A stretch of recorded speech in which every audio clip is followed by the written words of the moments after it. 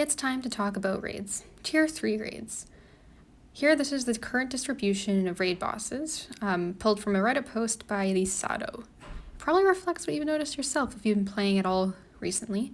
Before this current hell, we had Party Hat Tier 2s take over, and during the Christmas event, Tier 3 bosses were still around but relatively scarce in comparison to Winter 2 Tier 2s. And it's terrible. What I'm showing here are screenshots from the Pogo Raids Discord, a community that focuses mainly on Tier 3 raid challenges like Poke Draft and 1v1s, though they've also branched out into PvP drafts as well. 1v1s are raid challenges where you have to beat the boss using a single counter where you can't relobby or revive or anything.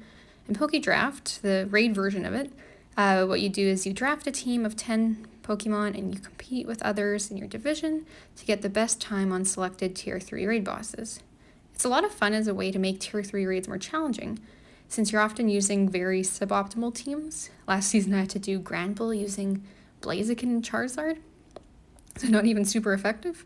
And it can be a neat puzzle to figure out what configuration of all the variables gives you the optimal time. So that means looking at the order of your lineup, whether you should switch or feint, how much to dodge and when, what weather you want, what boss moveset you need to look for, and so on. But the thing is, when Tier 3 raids are barely around, not only is it hard to find the boss you want, let alone the best moveset, it can be hard to motivate yourself to go out and find raids at all. Morale is really low right now among participants in the current season of Poke Draft. Fog is often joked about as a mythical weather condition, and even been revered. Some players will wake up at like 4 a.m. to drive hours just to get the fog boost they need against one of the many psychic type bosses that show up just to get that 100-point time. But now, people who do get the right forecast, whether it's maybe sunny for Vaporeon or that mythical fog, aren't bothering to go out at all because they just know they won't find the boss they want, and so it's a waste of time to scout. It's just such a bummer to see this happen to a competition with so much potential. When asked about this nerfed T3 rate, Niantic support's response is underwhelming. I know this is typical for Niantic support, they don't actually know that much about the game, but they say it's RNG and to connect with players in your area, but that misses the point. It is RNG, but it's within the distribution that they themselves set, and we need them to know we're not happy with it. The reason this matters at all is that it just drives home the point that Niantic doesn't care about the raid challenge community. We've been begging them to fix bugs like phantoms for years. People have been doing really impressive raids for years. Leaderboards have been around for years. People have made competitions of all kinds around raiding for years.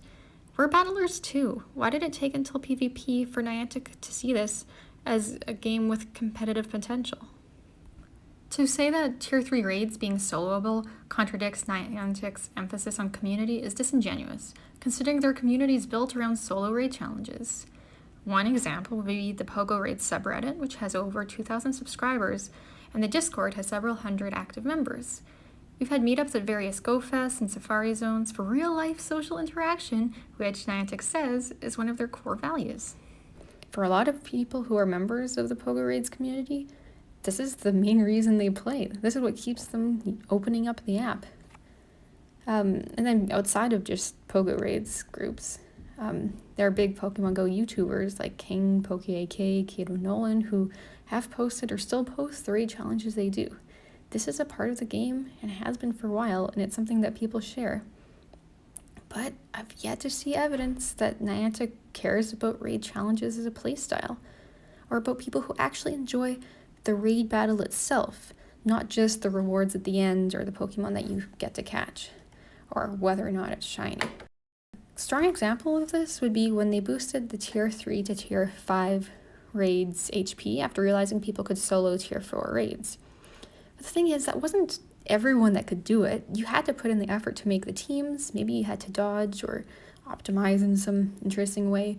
So it was actually a legitimately cool challenge. So why take that away? And then in this one interview on the Lord Up podcast, episode 96, Niantic community manager Liz George lists many of the different ways that people play Pokemon Go. So people have play styles like just being collectors, whether it's shinies or lucky decks. They are battlers, meaning PvP battlers, that's what people say, stat grinders, casual players, and doesn't mention raids at all. I do think it's great that people have so many different ways they can approach this game, and they're valid, and I like a lot of them myself. And I know that this was also just a list off the top of her head, but it was still disheartening to be left off the list, and also maybe not a surprise. When we address Niantic with our concerns about raid bugs, we either get dismissed, gaslit, ignored, or even see our hashtags blurred out of promotional videos. There's also speculation that Go Battle League will repurpose raid passes to be general battle passes, to be used for either PvP or for raids. And raiders are worried that our favorite part of the game is to be even more neglected, now that there isn't even some incentive for people to use that daily raid pass for anything. Most of the videos that I post are 1v1 raids. If you look at my Twitter, it's full of clips of awful bugs and raids, generally caused by doing anything more complex than straight tapping. I want the anti-Phantom 2020 campaign to keep going strong, but to get that nasty Phantom footage, I need the raids to show up at all. And there's still a reason I keep doing these 1v1s, even though so often they're a disaster. I like raiding. And I don't like that I have to choose less ambitious matchups to provide for like extra HP for Phantom cushioning, but I kind of want a chance to find these 1v1 matchups at all. What makes this current raid rotation kind of scary is the fact that there isn't even an event going on. Is this just the new normal? Is Niantic just going to keep adjusting the raid rates based on whatever they think is the most profitable? If you argue that it's within Niantic's right to make money and all that because they're a company, honey, I know how capitalism works. They also already have a lot of money, and they already provide ways to enjoy the game for free, like PvP, battling rocket grunts, battling gyms, catching shinies. All of that don't actually cost you anything directly, and we're already spending $1 per raid pass. Why not allow us to continue to do so? So, Niantic, you're actively extinguishing the raiding community. Please, bring back Tier 3 raids.